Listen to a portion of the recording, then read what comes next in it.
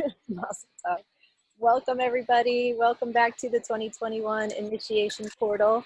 I am here with Daniel Shankin. And welcome, Daniel. Thank you so much for being a part of this. I will introduce you to everybody in just a minute here.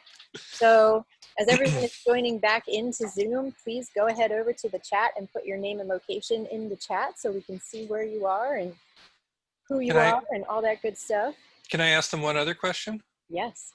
And if you can think of a song that saved your life, will you also type that in the chat window? Wow, good question. I love that. Well, what is yours, Daniel? Well, you know, the one that is popping into my head right now is very weird. I don't listen to a lot of Conor Oberst, but there was a time when his song Moab was like super important to me. Oh, okay. And then there was some Velvet Underground that I listened to right before my son was born. And that sort of really got me in the headspace. Got me sort of ready for that, you know, for the birth. Yeah, that's quite a threshold moment, for sure, before the birth of the child. You have kids. I have two kids. I have two girls, yeah. They're 7 and 10. How old is your son? 11 months. Oh, wow. Oh, a little one. Wow. Yeah. Amazing. Well, we are almost live on Facebook. I think we're live now. Cool. Oh, George Harrison, awesome. David, George Harrison's, his final album before he passed was super meaningful to me for a while.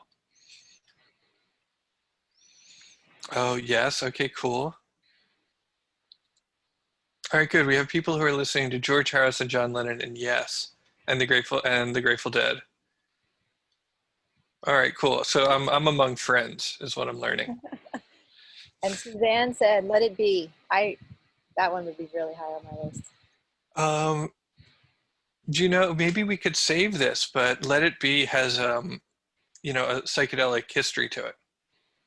Oh, well, we can bring that in. Let me make a post-it note.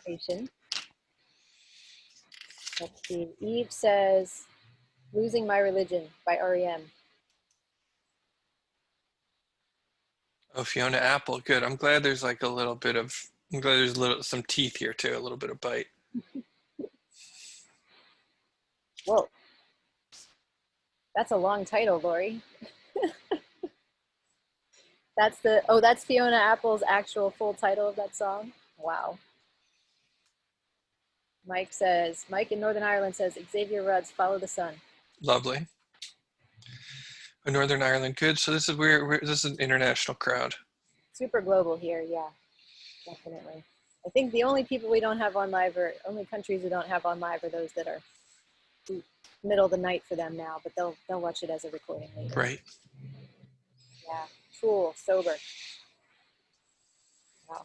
Okay, well, thank you all for sharing, and please continue to share. And the question was, if you've just joined, or if you're on Facebook Live and didn't hear the question, it was, what was it in your words, Daniel? A song that saved your life. Yeah, so continue to write those. I love it. Great question.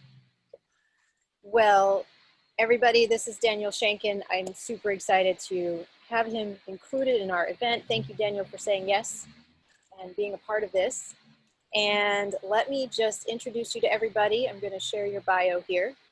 So Daniel Sitaram Das Shankin is the founder of Mount Tam Psychedelic Integration, which supports individuals who are exploring their consciousness for spiritual growth and transformational healing. Amazing.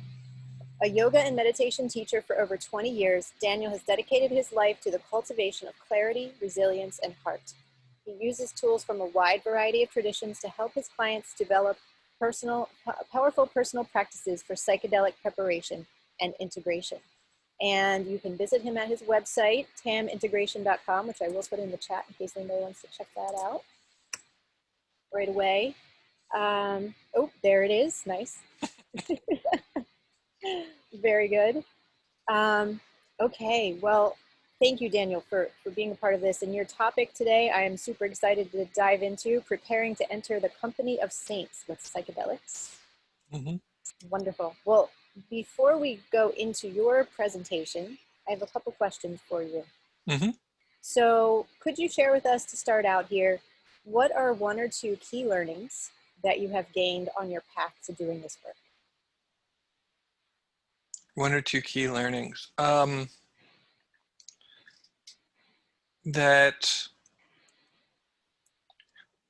I am continually taught to keep it simple.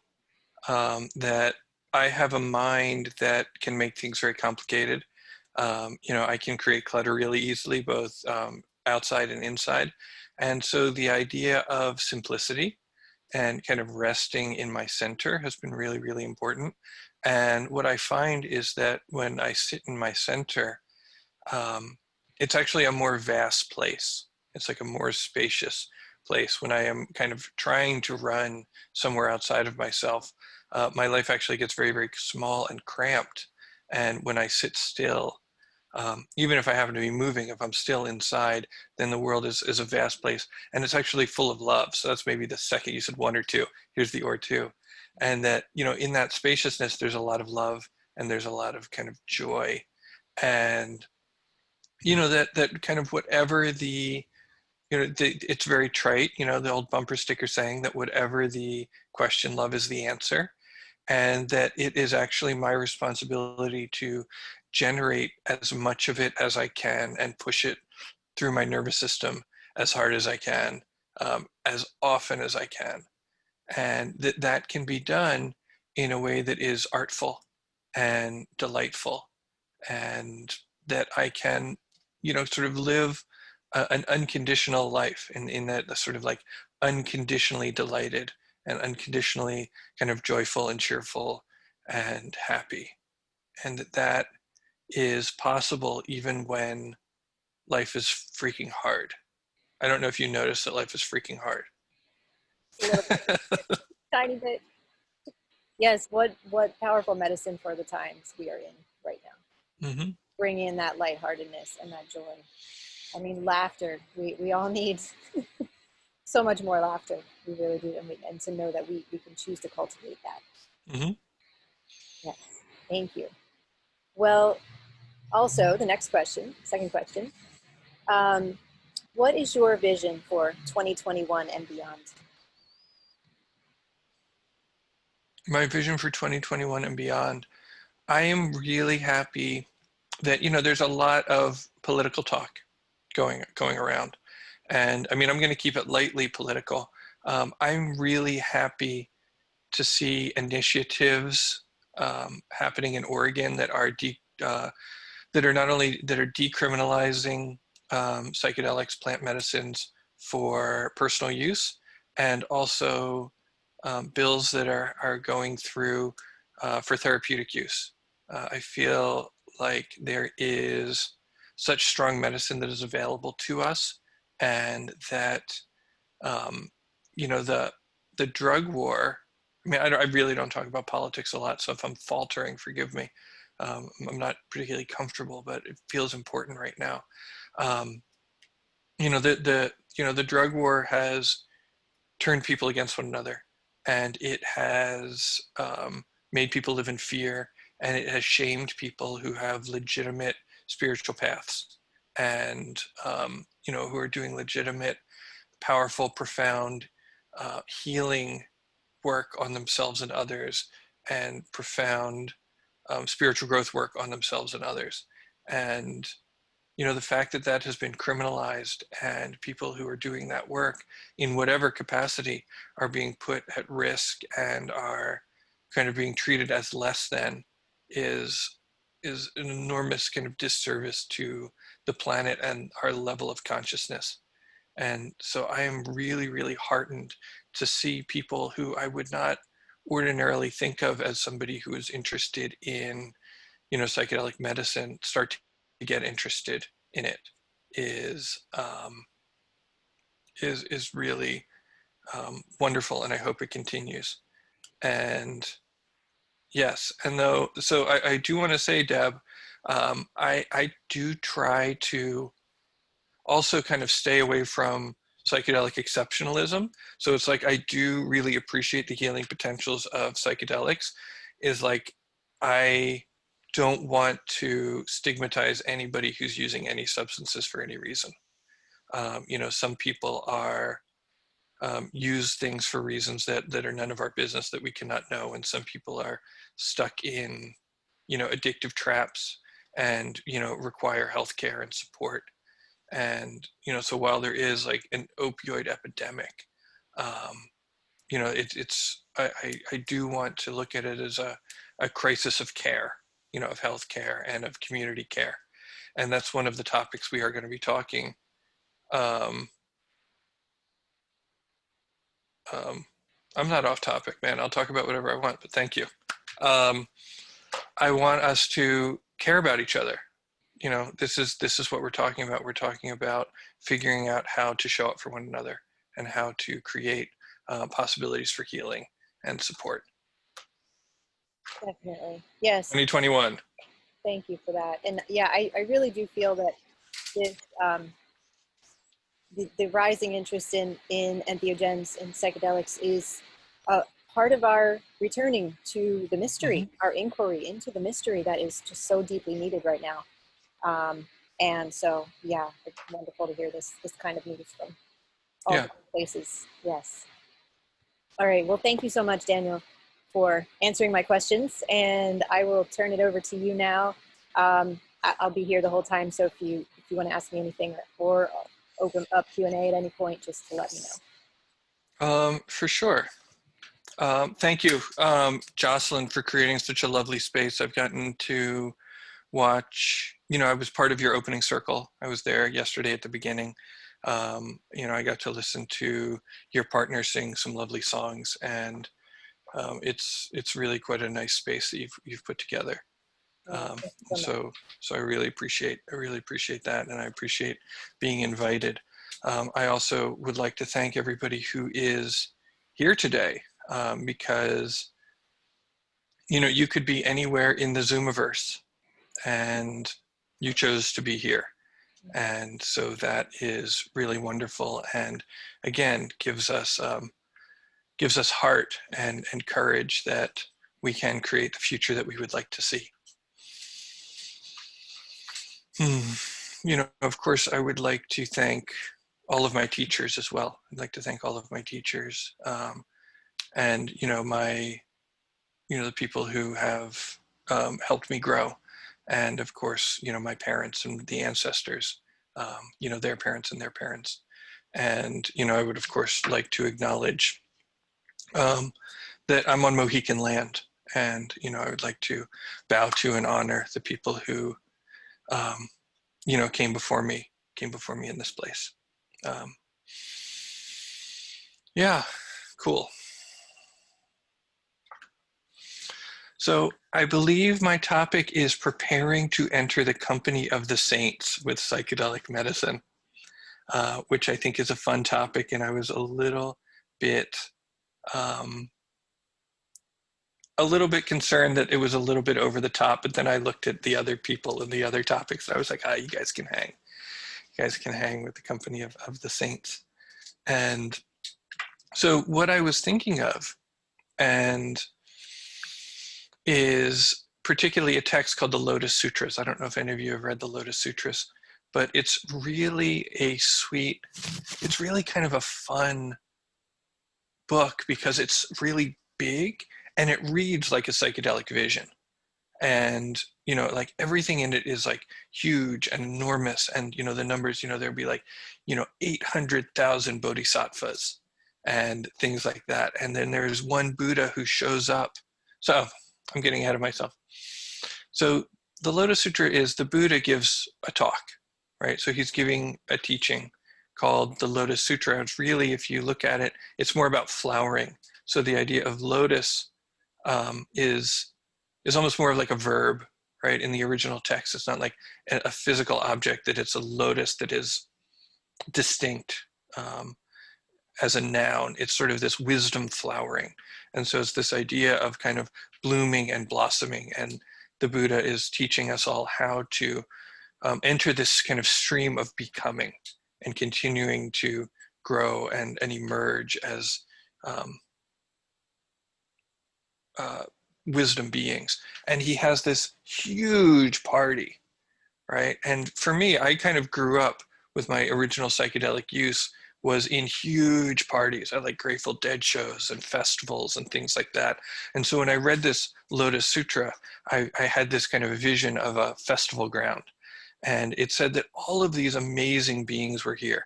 There were countless Buddhas. There were countless bodhisattvas. There were kings and princes. There were high-ranking monks. There were beings like, you know, the Taras and the wisdom goddesses. There were dragons and apsaras. There were, you know, celestial musicians. So they were there. And there were things that were almost like fierce beings, kind of almost like demons that, but, you know, but they were Buddhist kind of, they were just rough around the edges. And so all of these kind of, oh, thank you, Shasta. See, you get it. Shasta knows. And so there's this huge, amazing party, and they're all sort of doing hundreds of thousands of circumambulations. They're walking around, you know, and they're doing prostrations. So there's this motion is happening. You know, they'll say that, you know, they did something like 100,000 prostrations. And I get this sense it's almost like, you know, when you're high and you see trails, you know, it's almost like 100,000 prostrations in one. And so there's this thing that's happening. And then also, so there's that on the ground. There's also, as the Buddha is teaching, stupas. I don't know if you know about stupas, but they are sort of reliquaries. They are these large mounds that are decorated, you know, and this one, of course, is the most beautiful one. It has jewels all over it. And it, you know, they put relics of the Buddha in there. And so this stupa kind of emerges out of the ground and floats and starts singing the praises of the Buddha. You know, so now we have this kind of floating mountain that is covered in jewels, and the thing is enormous. It's something like 250 leagues. I don't know how big a league is in this text, but it's big. And then we have another Buddha who's coming from the past. So this Buddha who has died eons ago. Right. So again, now even the time scale is enormous. Right. So, I mean, this thing definitely reads like a trip report. Right. So a Buddha who was the Buddha from hundreds of thousands of eons ago comes just to hear this particular teaching. And this guy is 80 times the distance from the earth to the moon. So he's big. Right? And so there's all of these people here, and they're playing music, and they're dancing, and they're prostrating. And one of the things that struck out about me, you know, when they talk about how perfect, they're describing the qualities of these beings, and they are, you know, simple and self-contained and humble and genuine, and they have confidence, and, you know, they have vast minds, and they delight in the Dharma, and they are fearless, and they have no defilements, and all of these things, all of these descriptions of how perfect they are, like how they have perfected themselves. And one of the phrases that they use to describe these beings is those who have done all of the difficult things, which I love, right?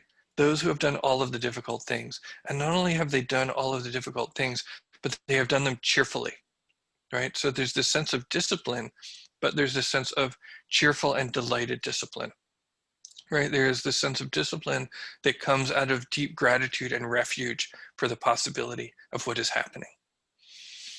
And so when I read this, I was struck that I have felt like I have been in these beings' presence when I was having psychedelic journeys, that I was sort of able to see some of these beings.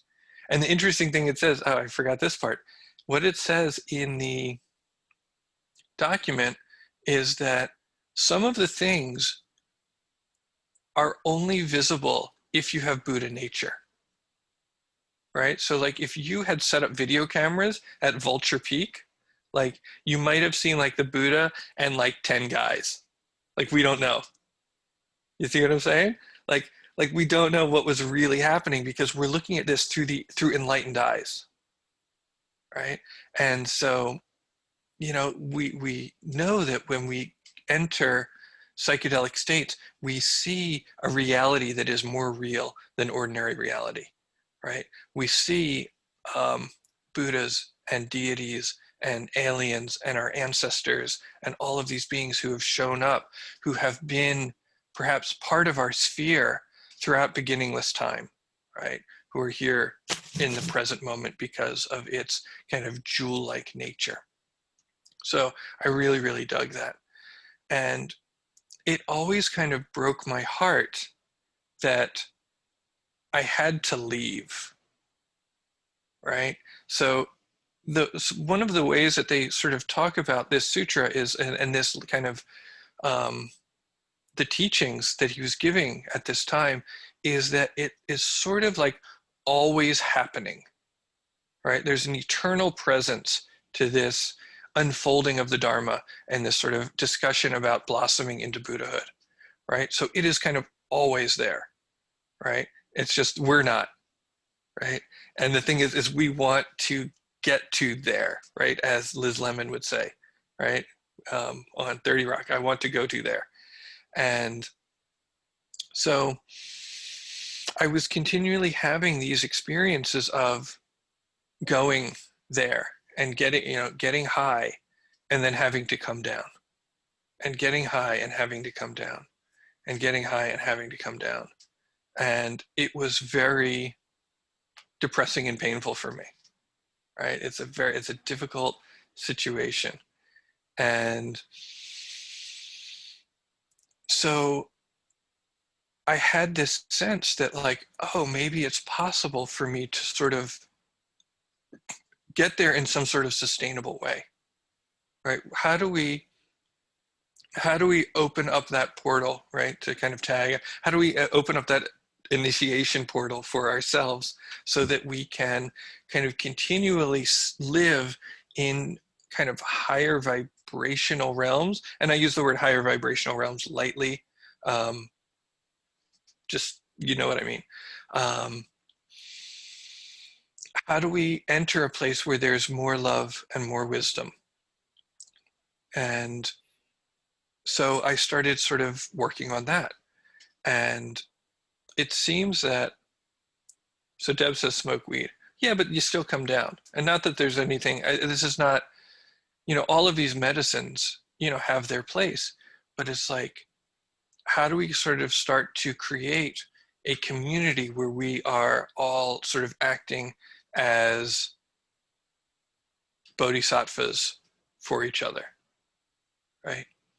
And so that is kind of what integration circles are all about, right? So I run these things called integration circles.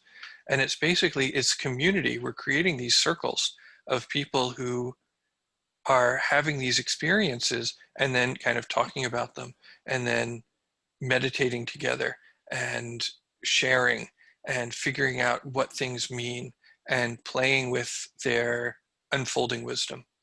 And it is a really wonderful experience. And the thing about these things is that they are something that you can create in your own neighborhood, like very, very, very easily. So I do want to talk about integration circles for a little bit, and I want to talk about meditations that are possible to help support the integration circles, right? So. Sounds great. Thank you. Cool. And I do need a breath because I get like that. The Lotus Sutra gets me like really, really excited, and I talk very fast, and I give myself goosebumps, which is probably a good sign. Well, I love that part where you said, it's this huge party, this huge festival, but somebody looking down from above might have just seen like 10 people. It's just, yeah, it's like this. There's so much more we know, we get to see, with the entheogenics, that there is so much more here than what we are seeing in the day to day. It's a beautiful imagery for it. Right. Somebody asked me what I'm drinking. This talk is brought to you by Gold Thread Plant-Based Tonics Japanese Matcha. Cheers to your health. So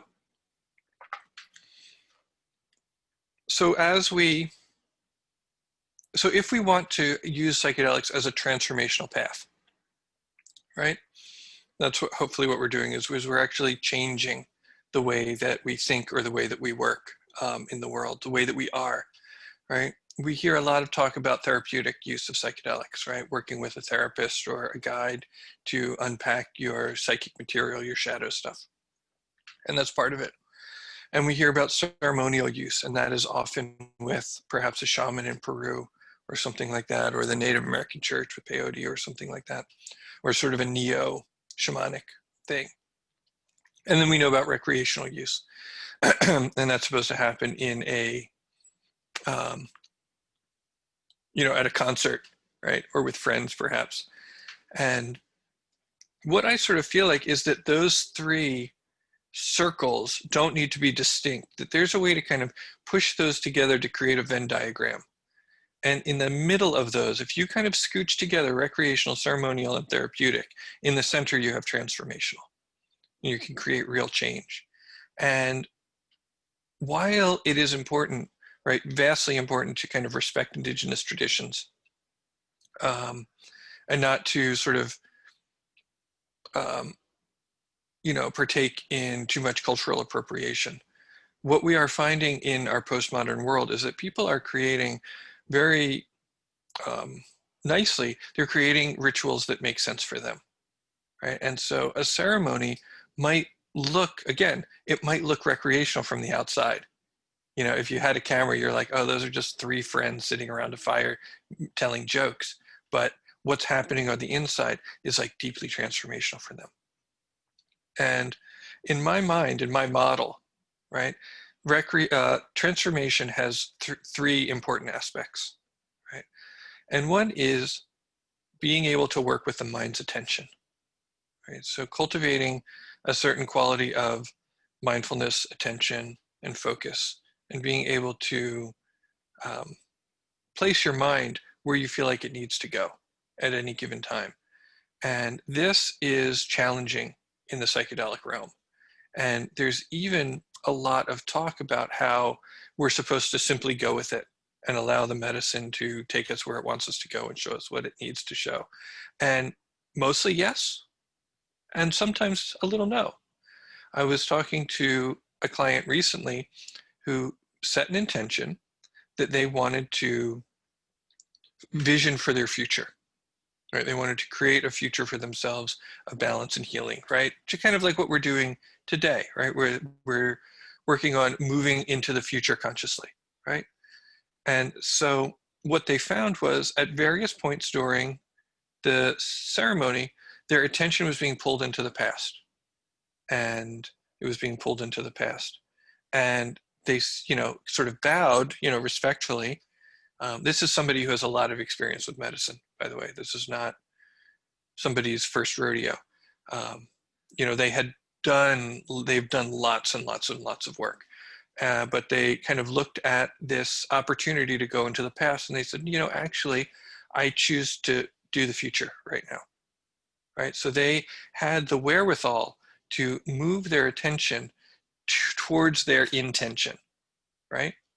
And so this takes practice.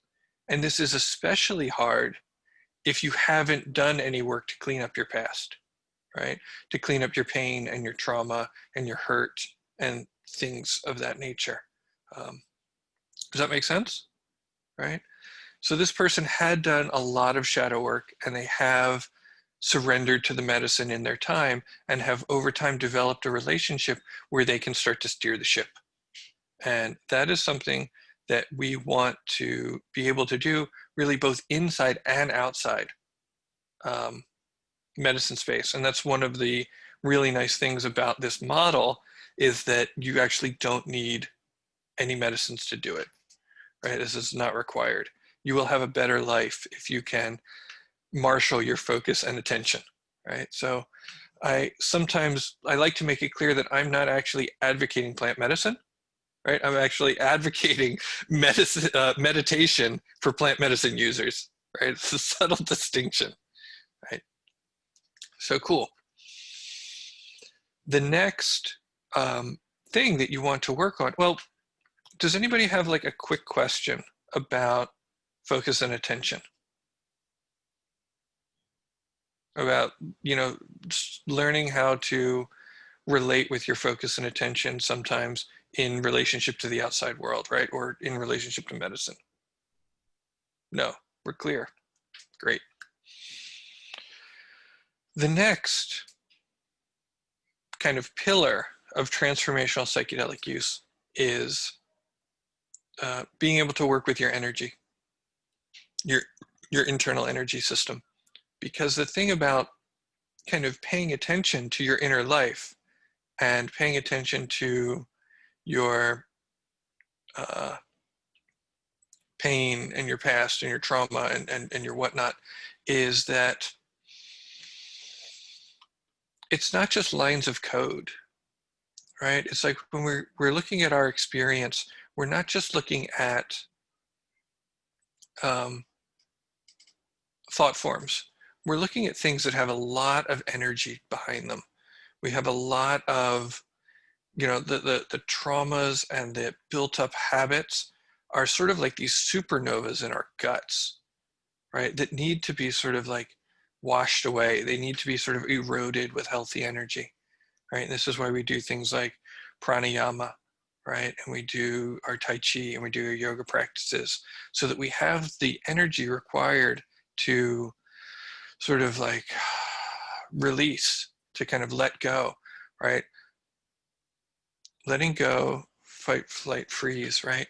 Right. So finding the gentleness to kind of unwind deeply held tension. That's another good metaphor. It's like this very, very tightly wound spring, right?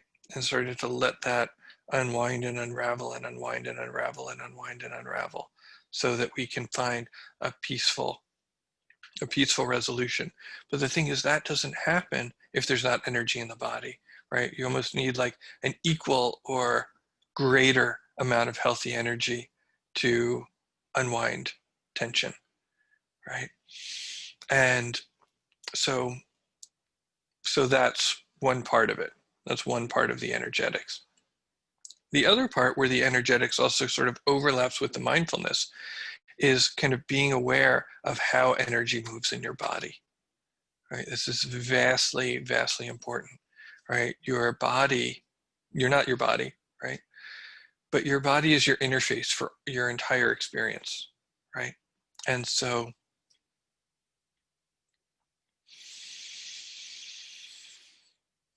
when we have experience, right, we don't always register it as sensation, right? And when something happens that hurts us, something happens that confuses us, we don't know whether we're coming or going. We don't know whether to fight or flight.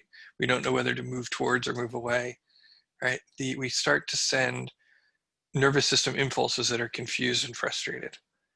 And those get lodged in the system. And so there are a lot of like nervous, like built up, pent up nervous system energy, right? That needs expression, right? This is another way of looking at it. And so learning to just simply be present, to bring our mindfulness, or our ability to be mindful to those impulses so that they can finally express themselves and we can finally be heard, right? Creates such amounts of like deep healing and release that is very, very facilitated by plant medicine or even things like MDMA, right? You can feel the energy moving. And so allowing yourself to do that gently, because for some of us, the body has not been a safe place, right? There's been trauma, there's been pain, we've been hurt, we might have been, physically, sexually abused, and it's really a scary place to move into the body. And so the other nice thing about things like Tai Chi and yoga or dance, it can give us the ability to start to feel good and to have pleasure. Pleasure, and this is maybe heretical from a Buddhist point of view, but pleasure is mandatory, right? Pleasure is important. Pleasure is a priority. And I'm talking about wholesome pleasure, right? I'm talking about feeling good in your body. I'm not talking about excess, right? I'm talking about just like being able to be delighted by, um, you know, um, beautiful fabric on your fingertips, or delicious food on your tongue, or the hug of a loved one, right? And allowing yourself to feed the body that kind of energy, right? Feed the body the energy of pleasure and joy, and to do that in a way that is um, wholesome and healthy and affirming, because one of the things that I see so much, it is like so caught, and people don't want to look at it. And this is one of the things that is so painful when we enter the psychedelic experiences. People think they have, right, Melissa, feed the body with the energy of joy. I'm going to actually copy and paste that too so I can remember it. So what were we talking about? Oh, like the big thing is like people prepare and prepare and prepare. They do all this work to prepare for psychedelic experiences. And they're doing all the things they can think of, which is tricky, because the thing about um, when you do mushrooms, for example.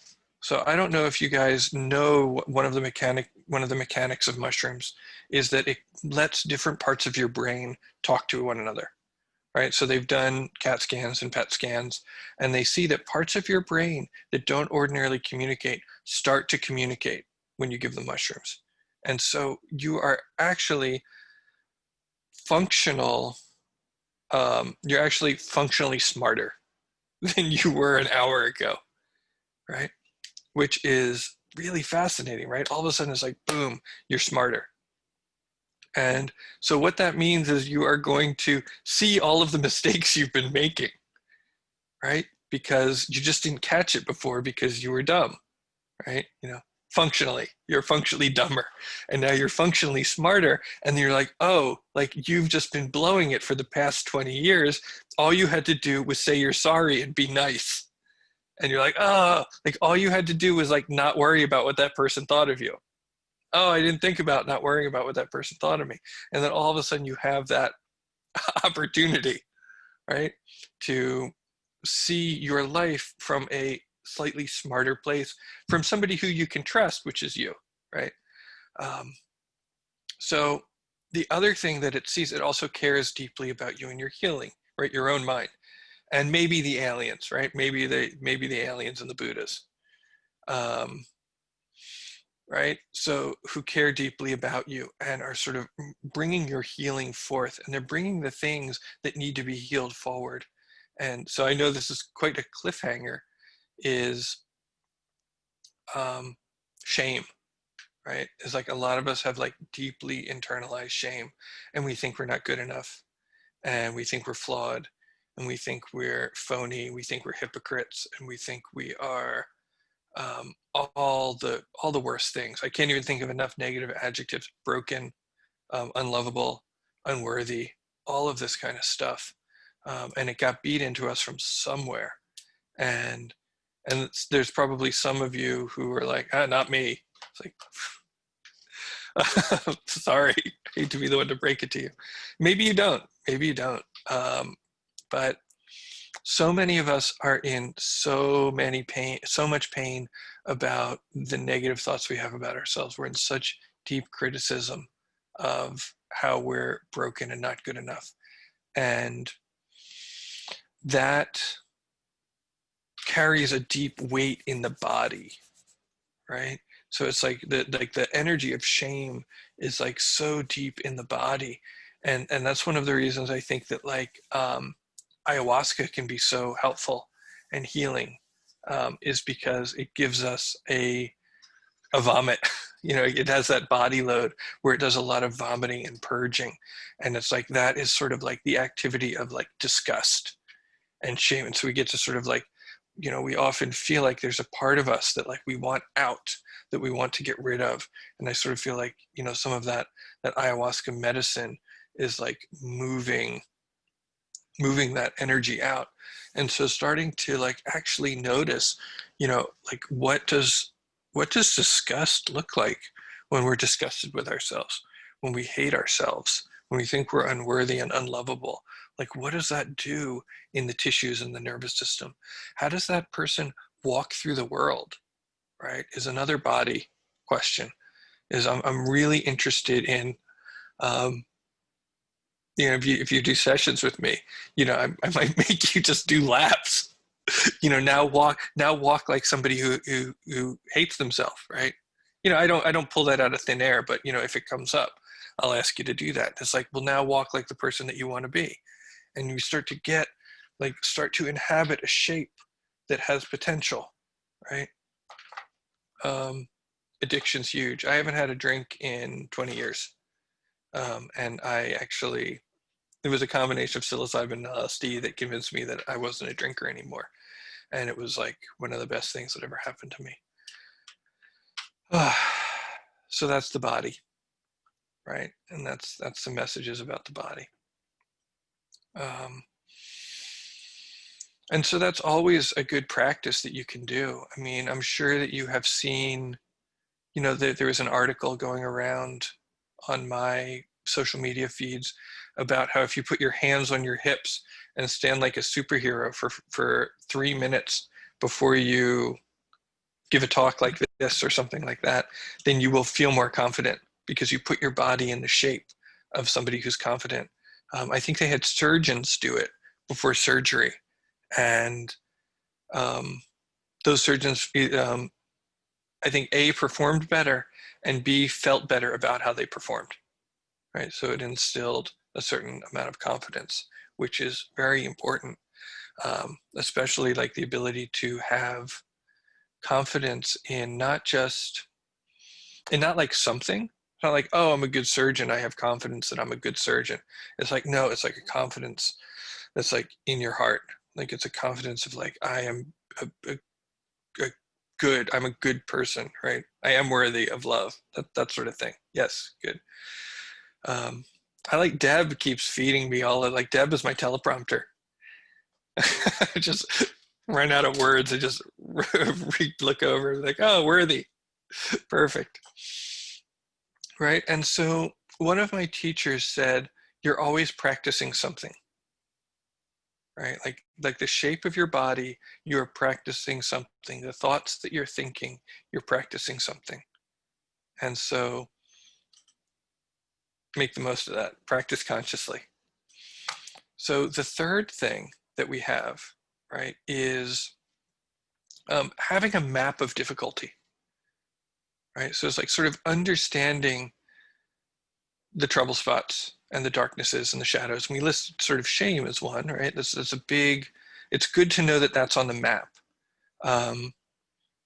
Sometimes I worry in the conscious communities is that it's like the good vibes only crowd. It's like all light, all love, no shadow. Like that, I'm going to curse. I'm going to use my one obscenity. That shit doesn't work, right? It doesn't work. Trying to navigate through transformation without admitting that you've got some problems is a problem, right? And, I've met so many people who are in a place where they're unable to own any of their shadow, where it's like everything is just like, oh, you're projecting, man. And of course, a lot of projection happens, right? And it is good to find a place of love, but if like 17 people are telling you that like you're creeping out girls, like you should probably look at the fact that maybe you're creeping out girls, right? If 20 people say you have an anger issue, like they're not all projecting. So learning to look at things like, and the two biggies, right? I really like the model of the kleshas from the Yoga Sutras. I don't know if you guys are familiar with the Yoga Sutras. You probably at least know like ahimsa means nonviolence and stuff. But there are these things called the kleshas, and they are the seeds of karma. And these are the 5 things that when they happen and when they occur, you're going to create suffering, right? And so the 2 big ones that I'll start with, we might even just talk about this because we're running out of time, is greed and hatred, right? Attraction and aversion. And I'm not saying that and that these can cause a lot of difficulty. And of course, I want to acknowledge that we're householders, right? We're not monks. I'm not a monk. I've got a wife. I got a kid. I got a job. Um, I'm not trying to be. I'm not trying to be a monk. Right? I'm not trying to like get off the rock necessarily. I'm okay being on Earth. Um, you know, it's fall here. The colors are gorgeous. My green juice is delicious. Um, you know, I allow myself to like things and to want things and to not want other things. I don't love jalapenos, you know, um, you know, and so the kleshas, right? Thank you. So those are the Buddhist kleshas. I mean, those are good. I mean, maybe see if you can find them from the Yoga Sutras. I may be dating a monk soon. I wouldn't recommend it, man, but I mean, love is love. Um, so the difference between having preferences and liking things and being attached to things, right, is a big deal. Like the idea of I'm not okay if I don't have, right? You know, like I was with you and said you didn't like jalapenos. Yeah, I mean, I don't know what to tell you.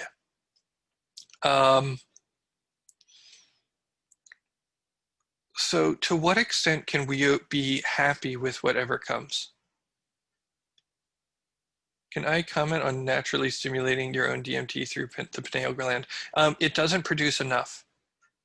Your pineal gland is not going to produce enough DMT to give you any kind of interesting experience. It's just like too small and like just doesn't the amount of DMT that you need. It's a old wives' tale. You know, it's a fallacy. It doesn't really work, scientifically speaking. Um, so you see what I'm saying? Is like you need to know like oh like so attraction and aversion. I also want to talk about fear, right? Because we hit on the attraction a little bit, the grasping and the needing and not being okay if you don't get. So sometimes I'll be talking to somebody in a, you know, integrating their experience and they're like, oh man, I was like so afraid. I was just like real. No, they'll say it was so scary. Like the event was so scary. And I was like, well, were you like in not a safe place? You know, was it like a place that was like dangerous? And they were like, no, like it was this gorgeous yurt up in Sonoma and it was like beautifully appointed and it was like up on this hillside and I could hear an owl and it was like, it was really lovely. And it was like, okay, so it wasn't a dangerous place. Was there something wrong with the people there? Um, were the people dangerous or were they unethical? Were people like harshing your mellow or getting in your face or not being honest or upright? And they were like, no, the people were awesome. Like one of my best friends was there and like, you know, the shaman was their friend and that person was great too. And like everybody was so nice. And I was like, so what was scary? Why was it scary? And what we have to get to is like, oh, you were having fear, right? You see the difference, right? Between something being scary and you having fear. It's like, you know, and then we dig around and it was like, oh, that was like the fear that reminded me of the time that like I almost drowned. I was like, oh, well, that's good information, right?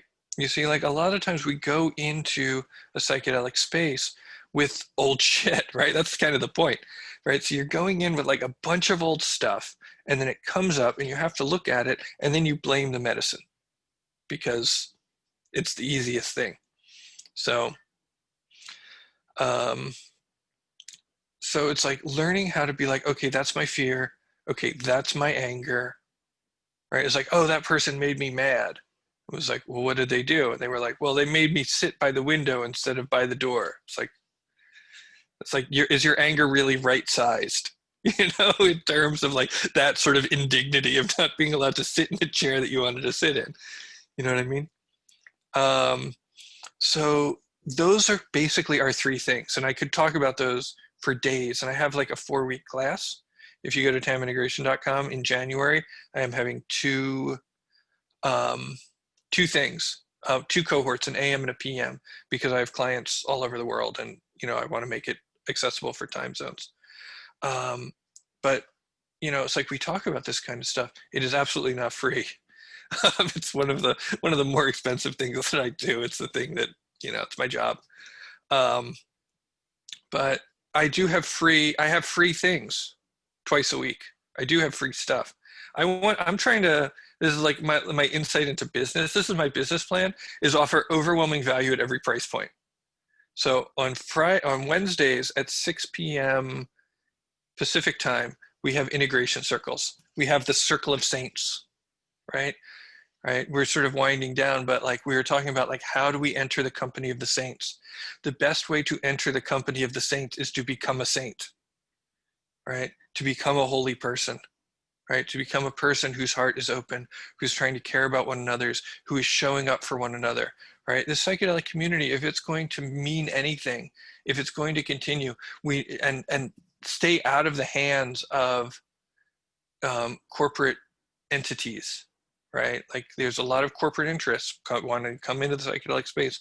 If the grassroots psychedelic thing is going to happen, we need to take care of each other, right? We're not like a protected class. You know, it's not like we're a race or a religion or a sexual orientation. We're just trippers, right? And if trippers are going to like we have to lift each other up. And so like, please come and lift each other up Wednesdays at 6 p.m. Pacific time.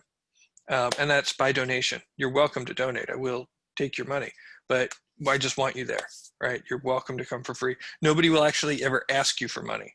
We will let you know where the donation thing is, but nobody checks. And then on, what's it called? Mondays at 3 p.m. Pacific on our Discord channel, we have a psychedelic recovery meeting. So for those of you who are working with addiction and want a community of people who are trying to heal from addiction, but don't like 12 steps, and are maybe using plant medicine as part of your path, you're welcome to that. And so those are like, and then I've got a couple of online courses on the website that you can download. And then there's there's stuff, there's plenty of ways to, that you can interact with me if you want. Again, I guess talking so fast, we're trying to get so much information out in a short period of time. Jocelyn, thank you. Do you have any thoughts or questions as we sort of start to wind down? Yeah, well, I love what you've shared, and I think, and now the shadows are getting crazy over here. We're in this time of light and dark. They're both equal. Yeah, I think it's so important, you know, your message of really needing to do the inner work, right? And when our past or our trauma or whatever comes up through our work, if we're doing work with psychedelics, then, you know, to honor that, not go into it with fear, but really to let that healing happen in the best way that it can. Mm-hmm. So yeah, thank you for what you've shared. I would love to open it up to the audience and see if we have any questions from the group as well. Mike wants to know if I'm enlightened. Totally, bro. I'm super enlightened. You know, I go non-dual. Like I really like the sort of the Advaita thing where like enlightenment is sort of happening at all times. And then we're just sort of like, you know, the things that appear to be people are just sort of like dropped into that field of enlightenment. So, you know, most of the time I'm sort of identified with a guy, and I'm identified with Dan doing Dan things. And then every once in a while there's sort of that clears, and then there's sort of this kind of vast, amazing consciousness. But it's not any sort of state that I guess is always there. You know, most of the time I'm kind of a mess. But I love you. Like I'm just kind of a mess that loves you. And sometimes I have a clear mind. Enlightenment is on a spectrum, sort of like sexuality and autism, I suppose. David says you're enlightened. Well, and you're floating a couple inches off your chair right now. He is floating a couple of inches off it. Well, get yourself back down there, man. Cool, David. I hope I think that's my old pal, David H. I hope you're here. That would be rad if David H was here. If you're another David, I apologize. I'm glad you're here too. Rad. Cool. Yes. So Danny is asking, do you have any advice about how to deal with fear before going into a ceremony? How to come into a place of courage? how to come into a place of courage, right? Courage, which means with full heart, right? That's the original definition, right? Cour, the French, right? Um, you practice it, right? You practice facing the fear and leaning into it with love, right? I mean, and there are certainly practices that you can do, but just how do you practice turning towards? And if I had to just really give you a one sentence answer, I guess I would look up Tara Brach's rain meditation. Tara Brach wrote a book called Radical Acceptance, and she's got a practice that she put together called the rain meditation, which means recognize, allow, investigate, and nurture. And so I would just kind of look into not knowing you. Like, it's hard to give somebody meditation practice without knowing them, but rain will not hurt anybody and it will only benefit people. And just lean in, learn how to like lean in, and it's like a muscle. What if we treat it like a muscle, our courage? And so it's like, don't try to lift more than you can because you'll hurt yourself, right? You'll just re-traumatize yourself. It's like lean into as much courage as you can safely, so you can lean into like a little bit more tomorrow. Like, approach these things sustainably and practically, and with an eye towards preparation. Does that make sense? Does that seem close? Definitely, very helpful. And I would say, just to know that's part of what wants to be healed as well. Right. I'm a lightweight with substances. I've tried to storm the gates of heaven recently, but my greed and impatience to get somewhere kept me from getting into a good space. Yeah, be a lightweight. Take it easy on yourself. It's the same thing. It's like there's not like a mushroom eating contest to see who can eat. If there's a mushroom eating contest, like I don't really want to be there. It's like start small. Like, when you look at like the Shulgins, right? Sasha and Anne Shulgin were chemists who tested on themselves to try and find chemicals that would bring healing and consciousness to people. So think about, when you talk about saints, right? Think about being willing to put your own body on the line to come up with medicines that are going to heal people from like immense suffering, right? And so that's the Shulgins. And they started small because quite literally they didn't know what they were taking. And so they would take minute amounts. It's like LSD is like 100 micrograms is like a big dose, a reasonable dose. And, microdosing, is 5 or 10 milligrams. And so, yeah, man, like, you don't have anything to prove to anybody. It's like, if you want to prove anything to anybody, prove how, just casual you are, like how soft you are with yourself. I love how Daniel will always integrate the word sweet into just about any topic. There is a song called The Song of Sweetness, Dave.